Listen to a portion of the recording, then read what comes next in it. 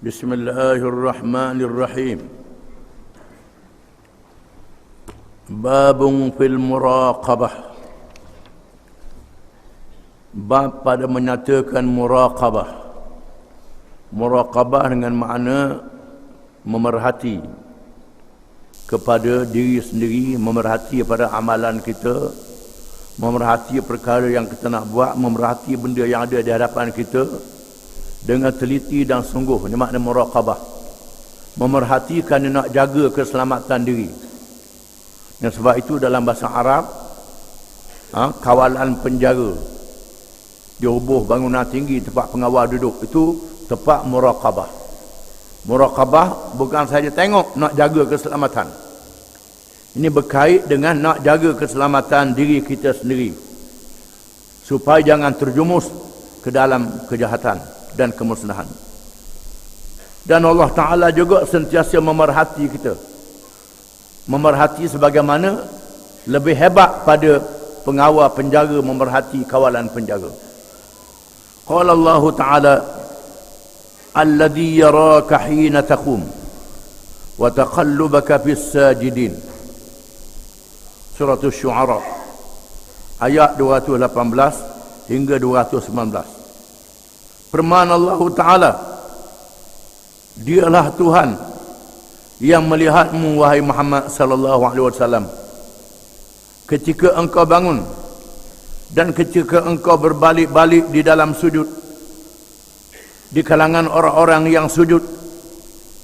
Wahai Muhammad, Tuhanmu nampak masa mu bangun, Tuhanmu nampak ketika mu berada di kalangan orang-orang yang sujud ramah.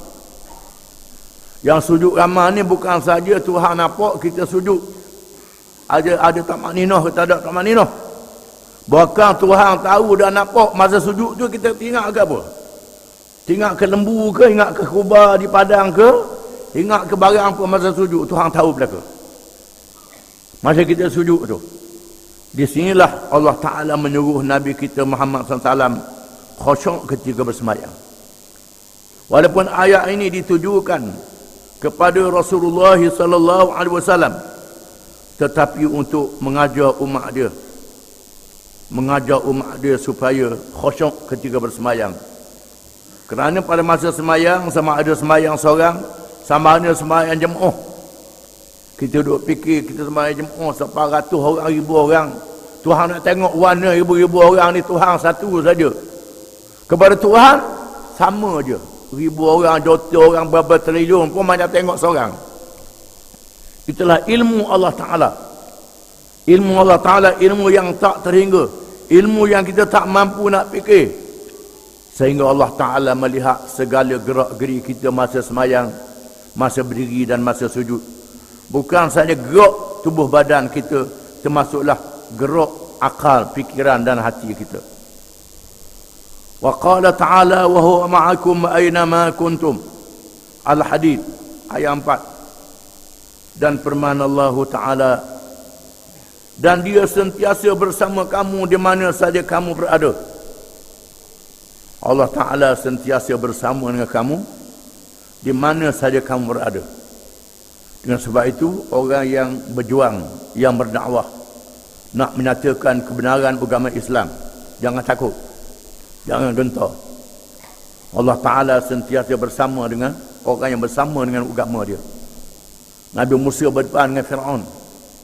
Bukan saja Nabi Harun dengan Nabi Musa, termasuklah Tuhan dengan Nabi Musa dan Nabi Harun. Begitulah mereka yang menjalankan tugas untuk menegakkan agama. Allah Ta'ala sentiasa bersama. Begitulah mereka yang menjalankan kerja-kerja yang diizin oleh Allah Ta'ala, Allah Ta'ala bersama dengan dia. Begitulah kena ingat orang yang buat maksiat, Tuhan tahu sama dengan dia masa dia buat maksiat. Tuhan mengetahui, mendengar, melihat. Bukan saja malaikat yang mencatat. Wa qala Ta'ala, inna Allah la yakhfa alaihi syai'un fil ardi wala fis sama'. Al-Imran ayat 5. Sesungguhnya Allah tidak tersembunyi kepadanya sesuatu pun di bumi dan di langit. Apa-apa yang ada di langit, yang ada di bumi, sesuatu pun, syai'un. Syai'un ni umum, sama ada perkara yang berakal, yang tidak berakal. perkara yang zahir, yang gaib, yang kita tak nampak, jin makhluk yang gaib, kuman yang halus duduk dalam batu, yang pejal, Tuhan tahu semua, tak tersembunyi kepada Allah Ta'ala. Semuanya dalam ilmu Allah Subhanahu wa Ta'ala. Wa qala ta'ala, inna rabbaka labil mirsad. Al-Fajr ayat 14. Sesungguhnya Tuhanmu sentiasa berada di tempat memerhati. Mirsad ni macam bangunan kawalan penjaga. Pengawal dia dengan senapang duduk di atas bangunan itu. Mirsad, itu mirsad. Dibandingkan Allah Ta'ala memerhati kita sebagaimana pengawal yang sentiasa memerhati apa yang kita buat, segala gerak geri kita. Jangan main dengan Allah Ta'ala ni. Wa qala ta'ala, ya'lamu kha'inatal a'yun wa ma tukhfis sudur. Ghafir ayat 19. Allah dia Tuhan yang mengetahui mata-mata yang khianat dan apa yang tersembunyi dalam hati. Mata-mata yang khianat Tuhan tahu. Pakai mata hitam dah keling. Kan mata hitam keling tengok.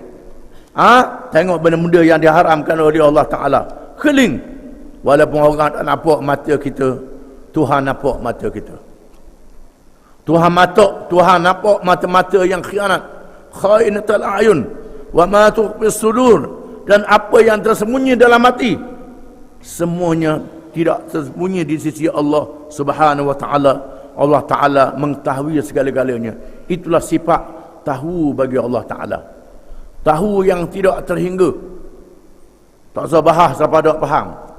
Sehingga bahas ni tanjizi hadis, saluhi qadim, tanjizi qadim, duduk bahas mengaji akidah.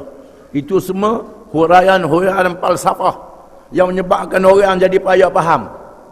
Senang kabarnya Allah Ta'ala tahu segala-galanya. Tahu Allah Ta'ala tidak terhingga, tak terdaya. Cukup. Fahamlah kita. Duduk sebut saluhi, tanjiri. Ini perbahasan falsafah yang ada dalam kitab-kitab yang dikarang di zaman zahirnya ahli-ahli falsafah. Kerana ahli falsafah tak ada dah. Tak ada ahli falsafah mati belaka dah. Kita bawa lagi benda ni, tak apa nak bahas sebagai satu perbandingan, tak jadi salah. Tapi jangan kita mengajar siapa orang mengaji tu tak erti apa benda ilmu Tuhan datang apa ni tanjizi, salahi, salihin datang apa. Akhirnya tak tahu Tuhan tu tahu. Jadi siapa tak tahu tenggelam. Habis duduk bahas pasal secara falsafah. Ini zaman ilmu kalam. Ilmu kalam ni ilmu banyak cakap. Dan sebab itu dia ulama namakan ilmu kalam, ilmu banyak cakap. Bahas tentang Tuhan tapi cakap banyak dah lalu. Dia cakap banyak dah lalu, orang tak faham. Kalau balik pada Quran, ya'lamu kha'inatal a'yun wa ma tukhfis sudur. Allah Ta'ala tahu mata yang khianat, dan Allah Ta'ala tahu apa yang tersembunyi dalam dada manusia, dalam akal fikiran. Allah Ta'ala tahu belaka. Maka menjadi iman kepada kita, tahu yang tidak terhingga. Wal ayatu fil babi kathiratun ma'lumah, dan ayat-ayat dalam bab ini terlalu banyak dan diketahui. Wa ammal hadis, adapun hadisnya, maka yang pertama, an Umar bin al-Khattab radhiyallahu anhu qala, bainama nahnu julusun 'inda Rasulillah sallallahu alaihi wasallam dhata yawmin ital 'alaina rajulun shadid bayad ath-thiyab شديد سواد الشعر لا يرى عليه أثر السفر ولا يعرفه منا أحد حتى جلس إلى النبي صلى الله عليه وسلم فأسند ركبتيه إلى ركبتيه ووضع كفيه على فخذيه وقال يا محمد أخبرني عن الإسلام. فقال رسول الله صلى الله عليه وسلم الإسلام أن تشهد أن لا إله إلا الله وأن محمد رسول الله وتقيم الصلاة وتؤتي الزكاة وتصوم رمضان وتحج البيت إن استطعت إليه سبيلا. قال صدقت. فعجبنا له يسأله ويصدقه. قال فأخبرني عن الإيمان. قال أن تؤمن بالله وملائكته وكتبه ورسله واليوم الآخر وتؤمن بالقدر خيره وشره. قال صدقت. قال فأخبرني عن الإحسان. قال أن تعبد الله كأنك تراه فإن لم تكن تراه فإنه يراك. قال فأخبرني عن الساعة. قال ما المسؤول عنها بأعلم من السائل. قال فأخبرني عن أماراتها. قال أن تلد الأمة ربتها وأن ترى الحفاة العراة العالة رعاء الشاء يتطاولون في البنيان. ثم انطلق فلبثت مليا. ثم قال يا عمر أتدري من السائل؟ قلت الله ورسوله أعلم. قال فإنه جبريل أتاكم يعلمكم أمر دينكم. رواه Muslim.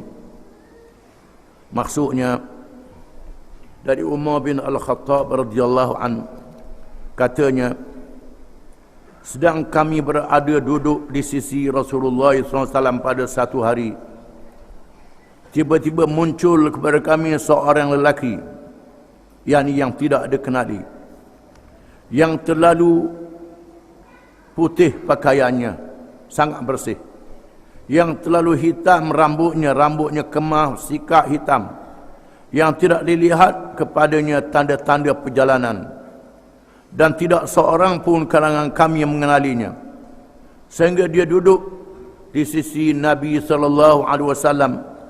Lalu dia menyandarkan kedua lututnya kepada lutut Nabi SAW, yakni lutut rapat, dan meletakkan kedua belah tangan di atas kedua pahanya. Dia letak tangan ke atas dua paha. Orang lelaki ini duduk beradab. Letak tangan atas paha dia, bukan paha Nabi dah, atas paha dia, beradab depan Nabi. Macam orang nak menuntut ilmu, tunjuk adab menuntut ilmu. Dan dia berkata, wahai Muhammad, khabarkan kepadaku berkenaan dengan Islam.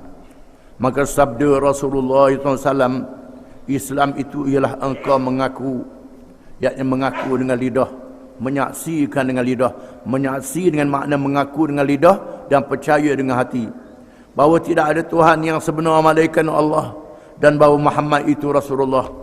Engkau mendirikan sembahyang, engkau menunaikan zakat, engkau berpuasa Ramadan, engkau haji ke Baitullah jika engkau mampu berjalan menuju kepadanya. Lalu lelaki itu berkata, benar, betul. Maka kami heran berkenaannya kerana dia bertanya dan dia membenarkannya. Dia berkata lagi, khabarkan kepada aku berkenaan dengan iman. Sabda Rasulullah SAW, engkau percaya kepada Allah, kepada malaikatnya, kitab-kitabnya, rasul-rasulnya, hari akhirat, dan percaya kepada qadar baik dan jahat adalah ketentuan dalam ilmu Allah. Lalu dia berkata, betul, benar. Lalu dia berkata lagi, khabarkan kepadaku berkenaan dengan ihsan. Katanya, engkau menyembah Allah, beribadat kepada Allah seolah-olah engkau melihatnya. Jika tidak begitu, engkau merasakan dia melihat engkau. Lalu dia bertanya lagi, khabarkan kepadaku berkenaan hari kiamat, yakni bila kiamat. Lalu Nabi bersabda, orang yang ditanya bukanlah lebih tahu daripada orang yang bertanya. Lalu dia berkata, khabarkan kepadaku tentang tanda-tandanya, tanda-tanda hampir kiamat. Sabda Nabi SAW, engkau melihat hamba perempuan melahirkan anak perempuannya. Engkau melihat orang-orang yang bangsat, papa kedana, berkaki ayam, bertelanjang, dalam keadaan fakir miskin. Tiba-tiba mereka adalah gembala-gembala kambing. Tiba-tiba mereka mendirikan bangunan-bangunan tinggi berlomba-lomba. Kemudian lelaki itu pergi menghilangkan diri. Kami terdiam seketika. Kemudian Nabi SAW bersabda, wahai Umar, adakah engkau tahu siapa orang yang bertanya? Lalu aku menjawab, Allah dan Rasulnya lebih tahu. Sabda Nabi SAW, itulah dia malaikat Jibril. Dia datang pada kamu untuk mengajar kamu berkenaan dengan agama kamu. Hadis riwayat Muslim. Hadis ini menceritakan malaikat Jibril datang ke masjid Nabi SAW. Ada ulama mengatakan ada pintu sebelah pintu kubur Nabi itu dikenali bab Jibril. Bab Jibril kerana Jibril muncul daripada situ, datang ketika Nabi duduk dalam Raudah. Raudah ni ialah masjid Hari ini Raudhah itulah masjid zaman Nabi, tak besar masjidnya. Sayyidina Umar kata, sedang kami duduk dengan Nabi ramai-ramai, Nabi bercakap, tiba-tiba datang seorang yang tidak ada kenali, manusia. Jadi malaikat diberi datang dengan rupa manusia. Walaupun dia makhluk yang gaib, dia boleh tasyakul dengan rupa manusia yang lawa, yang segak, yang kacak, yang lawa, dalam keadaan pakaian terlalu putih bersih. Pakaian dia bersih. Kemudian rambutnya kemas, hitam rambutnya, terlalu hitam. Menunjukkan bahawa adab nak masuk masjid ni kena pakai bersih. Kena pakai bersih, bersih daripada ajaran Islam. Dan kena kemas. Lalu dia terus duduk menghampiri Nabi sallallahu alaihi wasallam, menghampiri Rasulullah sallallahu alaihi wasallam, dan rapat lutut dengan Nabi, meletakkan dua tangan di atas dua paha dia. Ini menunjukkan adab untuk menuntut ilmu, beradab. Beradab. Tiba-tiba dia bertanyakan Nabi sallallahu alaihi wasallam, wahai Muhammad, ceritakan kepada aku apa dia Islam. Lalu Nabi menyebut rukun-rukun Islam, iaitulah mengucap dua kalimah syahadah, mendirikan sembahyang, berpuasa Ramadan, menunaikan zakat, dan mengerjakan haji kepada orang yang mampu. Itu dia rukun Islam. Pasal apa tak ada dalam rukun Islam? Nikah tak ada. Tak ada rukun Islam. Jual beli tak ada dalam rukun Islam. Buat masjid tak ada dalam rukun Islam. Tutup aurat tak ada dalam rukun Islam. Makan dari babi haram tak ada dalam rukun Islam. Itu termasuk dalam mengaku tidak ada Tuhan yang sebenar melainkan Allah dan Muhammad itu Rasulullah. Hukum-hukum yang diajar oleh Allah, yang diajar oleh Nabi Muhammad sallallahu alaihi wasallam. Dengan makna tolak mana-mana hukum Islam yang ada dalam Quran, yang ada dalam hadis, ataupun dalam Quran pakar, dalam hadis tak pakar. Ada ni pula pakar Quran saja, tak mau pakar hadis. Makna mengucap dua kalimah syahadah saja, macam pakar kasut sebelah. Orang pakar kasut sebelah ni orang tiga suku. Pakar kasut sebelah. Ataupun mengucap Muhammad Rasulullah je, la ilaha illallah tak ada. Pakar belah kiri je. Dia mesti sepasang. Tuhan dah tentukan dua kalimah syahadah. Dua kalimah syahadah. Mana-mana yang tak disebut di sini duduk dalam dua kalimah syahadah. Sama ada yang wajib, yang sunat, yang harus, yang haram, yang makruh, duduk dalam dua kalimah syahadah. Ni kita kena ingat. Walaupun tak sebut dalam rukun Islam, tapi duduk dalam dua kalimah syahadah. Kemudian mendirikan sembahyang. Sembahyang ni hubungan kita dengan Allah Ta'ala. Secara langsung hubungan kita dengan Allah Ta'ala. Kemudian menunaikan zakat, hubungan kita dengan harta, iaitulah dalam bab ekonomi, hubungan dengan harta, dan hubungan kita dengan masyarakat, dengan orang ramai. Tu'khadu min aghniyaihim wa turaddu ila fuqaraihim, diambil daripada mereka yang berada, diagihkan kepada mereka yang tidak berada. Ini konsep ibadat dalam Islam dan konsep percukaian dalam Islam. Dengan sebab itu, bila Islam memerintah, cukai diambil daripada orang yang berada, tak diambil daripada orang miskin. Apa yang disebut dengan apa, datang apa, GST, datang apa, GST ini, itu cukai ambil belaka, termasuk orang miskin yang kena cukai belaka. Habis dicukaikan segala barang keperluan, kegunaan orang miskin, ambil cukai juga. Ini bercanggah dengan konsep percukaian dalam Islam. Ini adalah rukun Islam dalam bab zakat. Tu'khadhu min aghniyaihim wa turaddu ila fuqaraihim, diambil dari mereka yang berada, diagih dari mereka yang tidak berada. Sama ada untuk orang ataupun untuk pengurusan, untuk mentarbih sabilillah, amil dan sebagainya, orang yang bekerja. Maka bila Islam memerintah, orang Islam kena zakat, orang bukan Islam kena cukai. Cukai ni jizyah, kharaj, usyur. Orang Islam kena zakat fitrah, kena zakat pertanian, kena zakat galian, kena zakat perniagaan. Orang bukan Islam jizyah. Jizyah ni cukai diri, fitrah kita. Kemudian kharat, ini cukai tanah. Kita hasil pertanian, usyur, cukai perniagaan kepada orang bukan Islam. Orang bukan Islam bukan ibadat, kita ibadat. Orang bukan Islam boleh dihapuskan cukai, kita tak boleh hapus. Dalam bab ni orang bukan Islam pula rasa selesa pula boleh hapus cukai. Zakat tak boleh hapus. Itu dia, zakat boleh naik.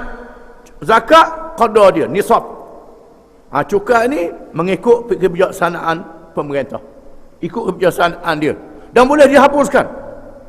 Boleh dihapuskan bila sumber keuangan negara cukup.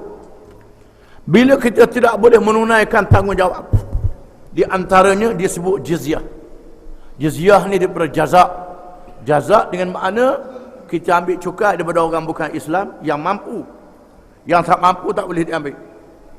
Orang menganggur tak boleh diambil, orang bukan Islam.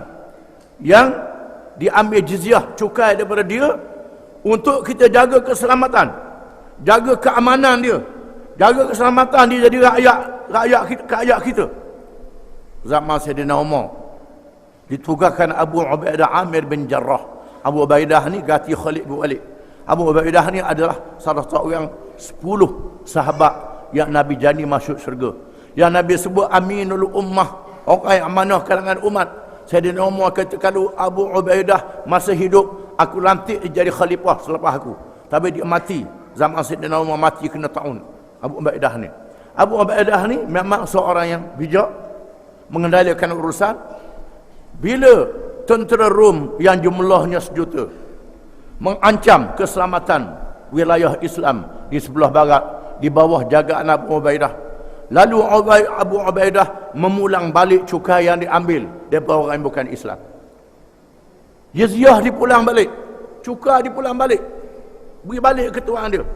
Orang bukan Islam tengok heran, macam mana kerajaan bayar balik cukai, biasanya nak naik ada, ni pulang balik. Mereka kata kami lebih rela duduk di bawah kerajaan Islam. Masa Rom mengatakan kami Rom Kristian, walaupun kami Kristian juga, kata mereka zalim. Islam ni adil. Ini menyebabkan orang bukan Islam rela duduk di pemerintahan Islam. Ni kita kena tahu. Tak ada lah rukun Islam, dia tak ada kharak, tak ada, tetapi konsep zakat yang diajar. Bila Nabi tugaskan Mu'az bin Jabal pergi ke Yaman, Nabi kata, wahai Mu'az, ingat bila mu pergi Yaman, kamu bertemu dengan golongan ahli kitab, Yahudi dan Kristian, mereka yang ada kitab. Mula-mula ajak mereka mengucap 2 kalimah syahadah masuk Islam. Mula-mula ajak mereka masuk Islam dulu. Setelah mereka mengucap 2 kalimah syahadah masuk Islam, beritahu kepada mereka, Allah wajibkan kepada kamu sembahyang 5 waktu sehari semalam. Setelah mereka tunaikan sembahyang 5 waktu sehari semalam, beritahu kepada mereka, Allah wajibkan diambil daripada harta orang yang kaya sedikit untuk diagihkan kepada orang-orang yang memerlukan pertolongan. Kata Nabi kata, wa iyyaka wa karaima amwalihim wattaqi da'watal mazlum fa innahu laysa bainaha wa bainallahi hijab. Takut doa orang yang kena zalim. Takut doa yang kena zalim. Kerana doa kena zalim tu tak ada hijab, tak ada dinding antara dia dengan Allah Ta'ala. Maknanya bila mu ambil zakat, mu ambil cukai daripada orang yang bukan Islam, zakat daripada orang Islam, jangan buat zalim. Ikut pandai dia lah, nak wiyak kuruh ke, nak wiyak gemak ke, nak wiyak terhana ke, ni serah ke dia kalau binatang. Ikut pandai dia nak wiyak mana-mana zakat daripada harta dia, jangan mu ambil. Aku nak ni, aku nak, jangan. Serah ke dia. Dia nak bayar zakat, dia nak bayar jizyah, nak bayar kharak dia, ikut dia bayar kepada kamu, jangan kamu rampas. Begitu. Maknanya begitu. Ini dia ajar. Takut doa kena zalim. Orang yang kena zalim doa tak ada hijab antara dia dengan Allah. Ini cara yang diajar oleh Islam. Mula-mula ajar mengucap 2 kalimah syahadah. Setelah dia mengucap 2 kalimah syahadah, ajar dia semayang 5 waktu. Setelah dia semayang 5 waktu, barulah ajar dia apa ni? Zakat. Jangan belum mengucap lagi, jaga masuk Islam ni kena sunat. Dah ada apa-apa yang sunat dah. Biar dia mengucap dulu. Ini satu hal pula ni. Kemudian dia tambah sunat takut, biar dia mengucap dulu. Sunat ke kediam. Berjinak dulu. Sunat ni masalah khilafiyah antara ulama. Khilaf. Ulama Syafi'i kata wajib, ada ulama kata tak wajib. Buat wajib dulu, mengucap 2 kalimah syahadah. Lepas tu dengan sendirilah dia akan sunat lepas pada itu. Belum apa-apa royak dia. Kalau masuk Islam mu kena semayang. Subuh-subuh hawa mu kena bangun. Tengah malam kena semayang tahajud. Lepas tu kena semayang duha pula. Bila puasa semayang tarawih 20 rakaat. Kawan tu ngucap dah lagi. Dah. Ini cara yang diajar oleh Nabi bagaimana orang nak masuk Islam. Itu dia. Rukun Islam diriwayat satu-satu. Kemudian setelah diberitahu pula puasa bulan Ramadan, zakat, kemudian puasa bulan Ramadan, mengerjakan haji kepada orang yang mampu menunaikan. Tak mampu, tak wajib haji pada dia. Haji tak wajib, tapi tak cukup syarat bagi diri dia, kan syarat tak cukup. Kemudian dia beri tanya rukun iman. Iman ni yang berkait dengan kepercayaan hati, disebut yang kedua. Padahal dari asasnya kalau iman tak ada, Islamnya tidak sah. Walaupun demikian, iman dengan Islam ni berkait rapat, tak boleh dipisah antara satu sama lain, sebagaimana kepala dengan tubuh. Kalau buang kerak kepala, tubuh mati. Roh dengan jasad, walaupun disebut secara berasingan, tapi tak boleh pisah. Beriman kepada Allah, beriman bermalaikat, beriman berkitab, beriman pada hari akhirat, beriman berqadar takdir daripada Allah Ta'ala. Semua yang berlaku adalah dengan kehendak dan ilmu Allah Ta'ala yang mengandungi hikmat yang kita tidak tahu. Walaupun kita, pada pandangan kita tak molek, Allah Ta'ala maha adil. Kita kena terima hakikat. Allah Ta'ala itu adil. Kita tak tahu apa yang tersembunyi di sebaliknya. Allah Ta'ala mengetahui segala-galanya yang tersirat. Ada perkara yang tersirat, perkara yang tersembunyi, yang kita tak tahu. Allah Ta'ala tahu segala-galanya. Kemudian dia bertanya, bila kiamat? Kiamat bila? Nabi jawab dengan bijak, mal mas'ulu anha bi'a'lama minas sa'il. Bukanlah orang yang ditanya lebih tahu daripada orang yang bertanya. Aku tak tahu, mung pun tak tahu, sama-sama tak tahu belaka. Nabi kata, itu jawapan yang bijak. Bukanlah orang yang ditanya lebih tahu daripada orang yang bertanya. Nabi dahulukan diri dia dulu. Aku tak tahu, mung pun tak tahu juga, sama-sama. Bukan mung tak tahu, aku pun tak tahu. Tapi dulu Nabi dulukan diri dia dulu. Aku tak tahu, mung pun tak tahu juga. Mal mas'ulu alumna minas sa'il. Bukanlah orang yang ditanya lebih tahu daripada orang yang bertanya. Mendahulukan dirinya dulu. Tak tahu, kemudian awak pun tak tahu juga. Kalau kita ni, kita bodoh orang dulu, baru kita. Kita ni kebijaksanaan Nabi SAW. Kemudian dia bertanya, apa tanda-tandanya? Akhbirni an amaratiha. Tanda-tanda hampir kiamat. Itu Tuhan beritahu. Tanda-tanda Tuhan beritahu. Maka Nabi beritahulah, amtalidal amatu rabbataha.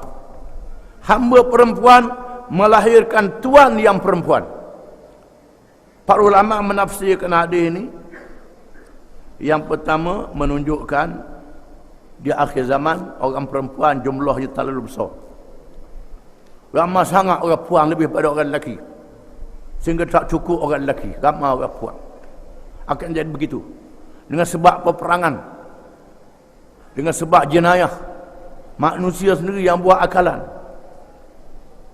berlakunya akhlak yang buruk, berlakunya keruntuhan akhlak, perzinaan, macam-macam maksiat berlaku. Ini tanda-tanda akhir zaman. Di antaranya juga ialah amtalidal amatu rabbataha.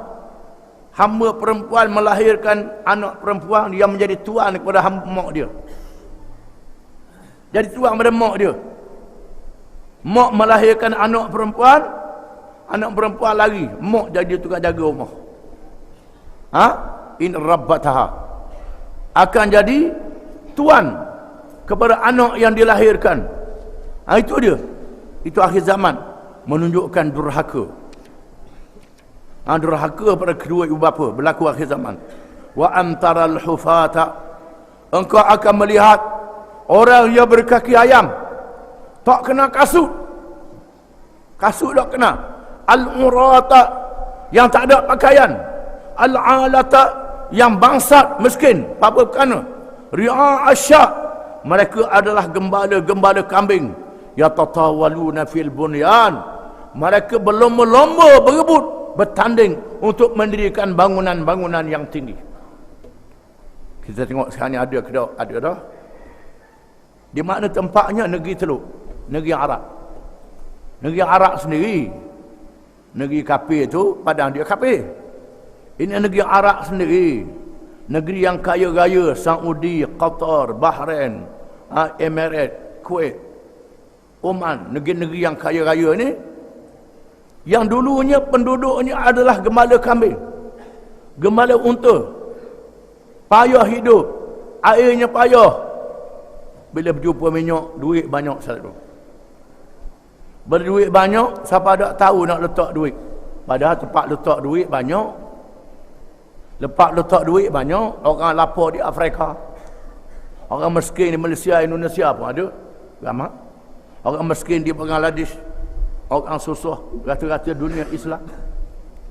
Padahal duit ini patut dizakatkan. Kalau lebih zakat pada penduduk negeri dia, beri zakat pada penduduk negeri-negeri orang Islam. Ini tidak dilaburkan di Amerika, bank-bank Amerika, dilaporkan di bank-bank di Eropah. Bank Yahudi ada, bank Zionis ada, macam-macam bank ni. Dilaporkan di sana duit itu. Mereka nak makpuh dah ekonomi. Teruknya mereka ni, tapi boleh gagah dengan duit orang Arab ke simpan itu. Ini dia. Orang Arab pula tolong Israel, Zionis pula Yahudi, bunuh orang Islam pula. Orang Arab tukang bagi duit. Padahal banyak negeri-negeri Islam yang memerlukan pertolongan, memerlukan bantuan. Negeri-negeri Islam yang tak cukup jalan raya, yang tak cukup empangan air, yang tak cukup ini.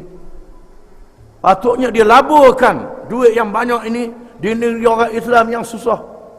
Termasuklah negeri orang bukan Islam yang susah pun boleh digunakan juga untuk tarik dia masuk Islam. Ni dak letak dalam bank, ambil riba dia. Ambil riba dia. Darah riba pula yang diharamkan oleh Islam. Tak nak letak banyak, buat bangunan tinggi, badi tinggi. Orang ni kata bangunan dia tinggi. Orang ni kata bangunan dia tinggi. Ini kata bangunan dia tinggi. Orang tua-tua cerita dulu, zaman dulu, tua-tua cerita awang golok bong. Cerita awang golok bong tu badi besar. Besar golok bong, besar tu besar ni dia dah ni. Badi tinggi bangunan. Orang ni kata bangunan dia tinggi. Bangunan dia tinggi 20 badi tinggi bangunan. Di Dubai buat tinggi bangunan, di Emirates buat tinggi bangunan, Qatar buat bangunan tinggi, sana buat bangunan tinggi. Kita Malaysia pun tu panggak sikit buat bangunan tinggi kata. Nak suruh tinggi pada orang pun galah. Biar nampak tinggi pada orang, tambah galah hujung. Tinggi aku tinggi padamu. Padahal galah tak atas tu. Buh galah panjang. Duk belawang badi tinggi. Ini yatatawaluna fil bunyan. Nabi bersabda seolah-olah Nabi nampak. Nabi tengok apa yang berlaku di akhir zaman. Ini mukjizat Nabi. Ini ilmu yang diberi oleh Allah pada Nabi SAW, menandakan kerasulan dan kenabiannya. Bila baca hadis ni, tahulah kita Muhammad Rasulullah. Nabi ni Rasul sungguh. Pada ni 1300 tahun yang lalu, 1400 tahun yang lalu, Nabi sebut berlaku pada hari ini. Di mana berebut-rebut untuk mendirikan bangunan yang tinggi. Hadis ni banyak memberi pengajaran. Lepas dia tanya, hilang. Undur, tak dapat. Kami terdiam. Tak ada orang kena seorang pun. Nabi tanya, wahai Umar, Mengkena tak siapa dia tadi? Mengkena tak siapa dia? Orang yang tanya tadi. Sayyidina Umar kata Allah dan Rasul yang lebih mengetahui. Allah dan Rasul yang lebih mengetahui. Sayyidina Umar jawab, Allah dan Rasul yang lebih tahu. Sayyidina Umar kata orang kapun nu pelawak dak. Orang kapun nu Rasulullah. Orang belah lik nu. Alik ni ada dak. Dak lah ya buruk. Ayat tu tak tahu. Allah dan Rasulnya yang lebih tahu. Nabi kata itulah di malaikat Jibril. Dia datang pada kamu tujuannya untuk mengajar kamu berkenaan dengan agama kamu dan mengajar kamu bagaimana menuntut ilmu, bagaimana mengaji supaya beradab, menyoal dengan adab, mendengar dengan adab, duduk dengan adab, dan cara yang beradab nak menuntut ilmu. Itu cara malaikat datang membawa pengajaran. Wallahu a'lam.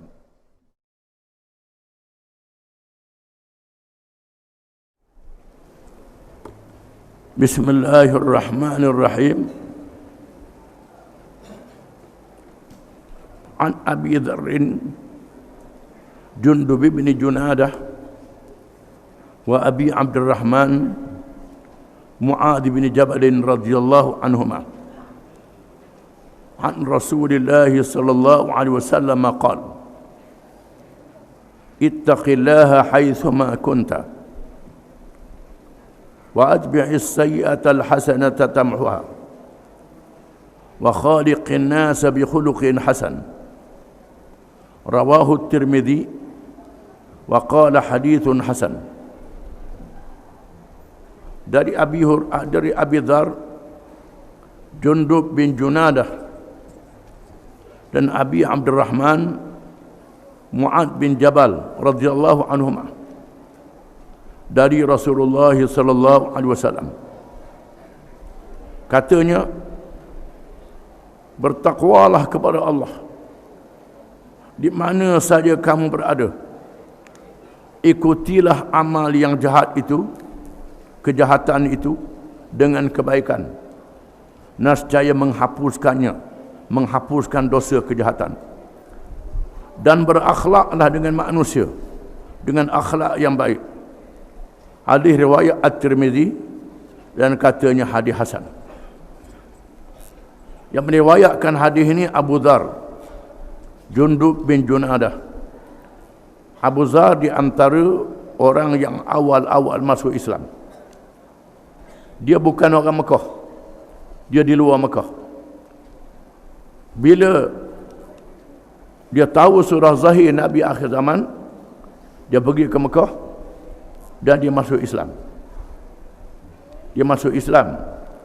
Sepatutnya disembunyikan Islamnya, tapi dinyatakan Islamnya. Lalu dia dipukul oleh orang kafir Mekah. Lalu salah seorang daripadanya kenal dia. Dia daripada Bani Ghifar. Jaga-jaga mengkatok dia tengah jalan, puak-puak dia ngomong pula.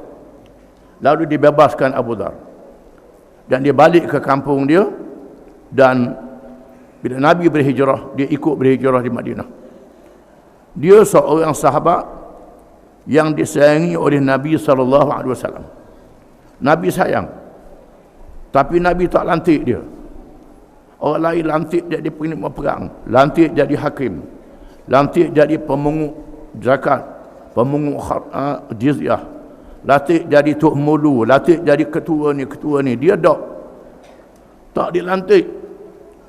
Bila tengok Nabi tak lantik dia, Nabi kenal dia, tak lantik aku. Dia pun jumpa Nabi Rasulullah, pasal apa tak lantik saya? Tak lantik. Nabi kata, ya Abu Dzar, innaka la dha'if wa innaha la amanah wa innaha yaumal qiyamati la nadamah. Wahai Abu Dzar, aku tengok mu ni dhaif, mu ni lemah sangat. Sebab tu aku tak latihmu.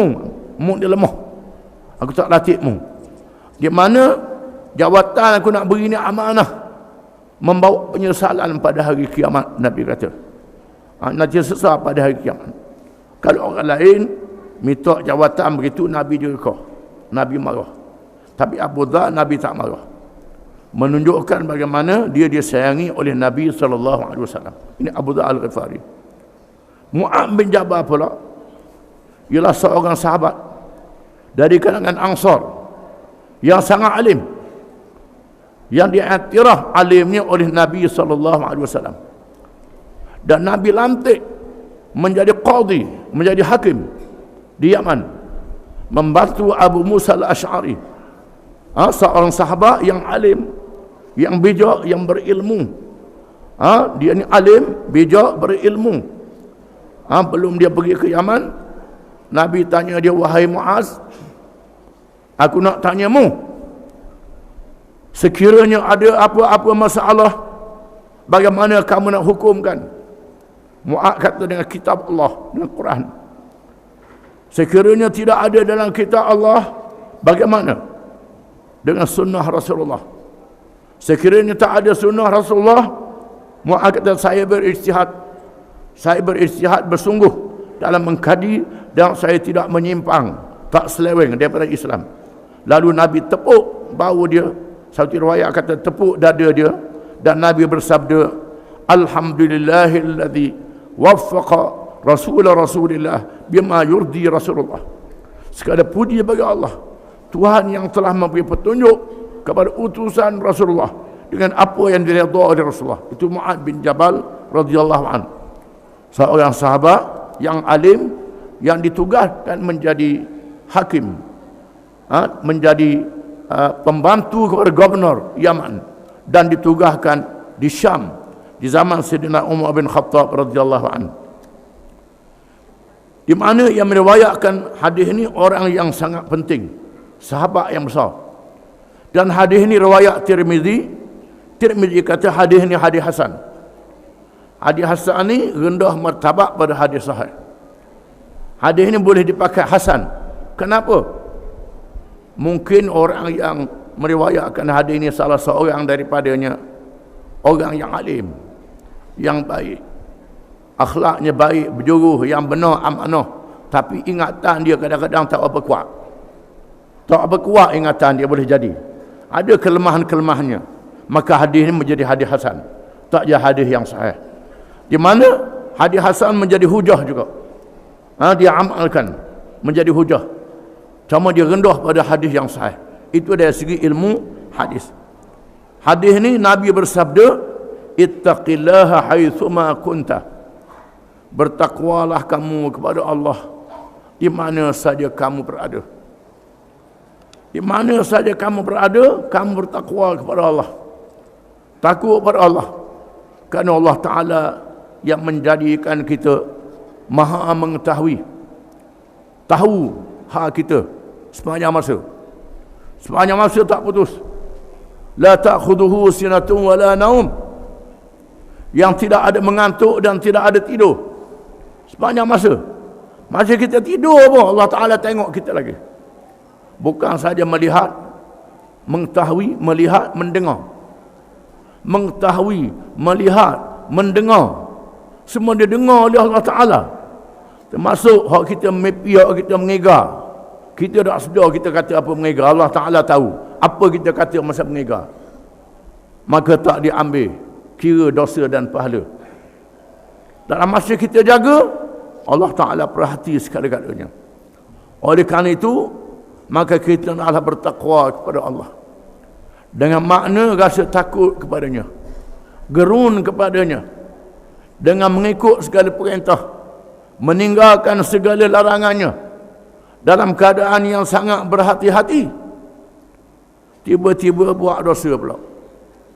Buat dosa. Kenapa kita buat dosa? Ini perangai manusia. Tengah semayang pun Allahu Akbar, bukan main nak hadir niat. Lepas dia Allahu Akbar, tengok selalu ke laut, ke darat, kata duduk mikir. Ini sifat manusia. Siapa pun ada sifat itu. Disebut dalam hadis bagaimana Nabi SAW dalam masa sembahyang asar, tengah sembahyang asar, sudah sembahyang beri salam, Nabi fikir bangun tak ada wirid. Lakoh bahu sahabat dia balik ke rumah, lepas tu mari semula. Nabi kata, tengah aku sembahyang tadi teringat aku simpan barang di rumah. Nabi pun begitu juga, ingat simpan barang di rumah. Barang tu nak diberi sedekah. Jadi ingat perkara yang baik, bukan ingat perkara yang jahat. Nabi pun tengah sembahyang teringat hosipan barang di rumah. Kerana Nabi seorang manusia.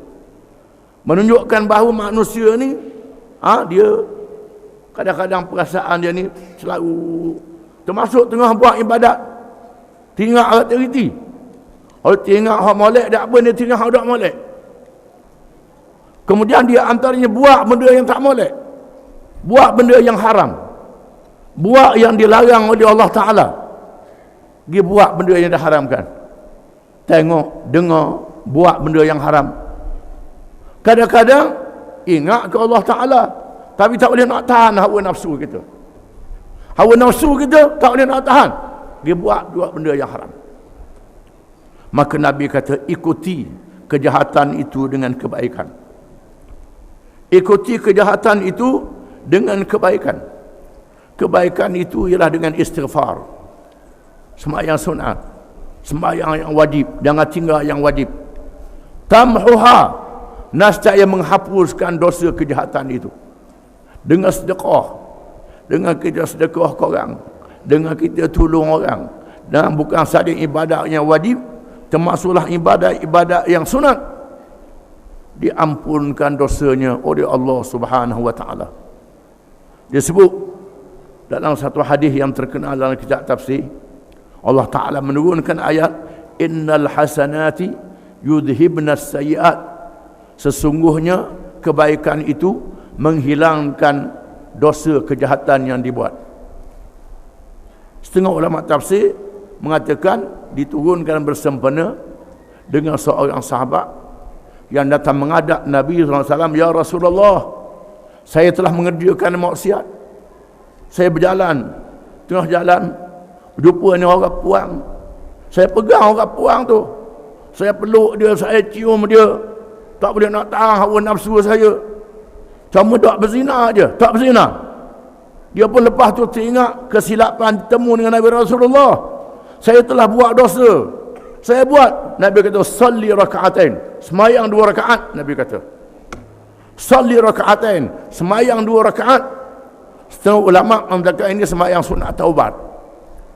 Ulama mengatakan setengah ulama, setengah kitab fiqh tak sebut semayang sunat taubat ni.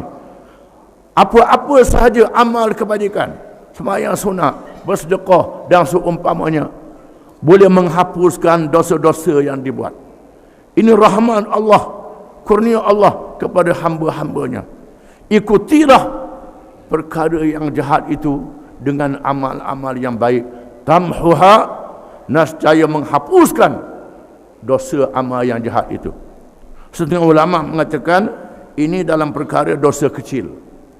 Adapun dosa yang besar berhajat kepada bertaubat secara khusus, iaitulah sesal di atas perbuatan yang sudah dibuat itu.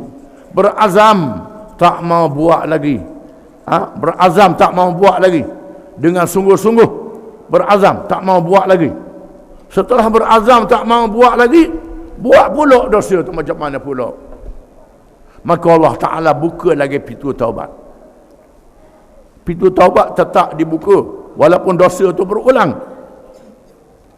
Kerana kelemahan manusia, Allah Ta'ala tahu, sehinggalah nyawa sampai ke halkom, matahari naik dari arah barat. Jadi hadis ni menyebut kerjakan amal-amal yang baik boleh menghapuskan dosa-dosa yang kita buat. Wa khaliqin nas bi khuluqin hasan, dan berakhlak dengan manusia, berperangai dengan manusia dengan akhlak yang baik. Manusia ni ibu bapa kita, anak-anak kita, kaum keluarga kita, jiran kita, sahabat handai kita, pelanggan kita. Kalau kita berniaga, orang yang kita uruskan kalau kita di pejabat, dan lain-lain lagi. Berakhlak dengan manusia, termasuk berakhlak dengan binatang. Dengan binatang pun ada akhlak. Dia beri pahala oleh Allah Ta'ala. Dia sebut dalam hadis bagaimana seorang pelacur Bani Israel diampunkan dosanya oleh Allah dengan dia membuang reba yang ganggu di tengah jalan. Diampunkan dosa dengan sebab itu. Disebut dalam hadis bagaimana seorang yang berjalan di padang pasir yang panas, di musim panas terlalu dahaga, lalu bertemu dengan telaga, turun dalam telaga, timba tak ada, pakai turun. Lalu dia minum air dalam telaga, dia khabak naik, tengok anjing yang dahaga menjilat tanah. Terlalu dahaganya sampai jilat tanah. Lalu dia pun turun semula. Kesian ke anjing yang dahaga ni. Diisi air dalam kasutnya, digigit kasutnya, dia panjat telaga dan beri minum pada anjing itu. Allah mengampunkan dosanya. Disebut dalam hadis. Oh, kalau kita ni najis pula, kasut kena macam mana pula, kena samuk pula, main mikir macam-macam. Ini ada menolong anjing yang dahaga, diberi pahala oleh Allah Ta'ala. Menunjukkan apa saja akhlak yang dibuat oleh kita dengan makhluk-makhluk Allah, diberi pahala oleh Allah Ta'ala. Wallahu a'lam.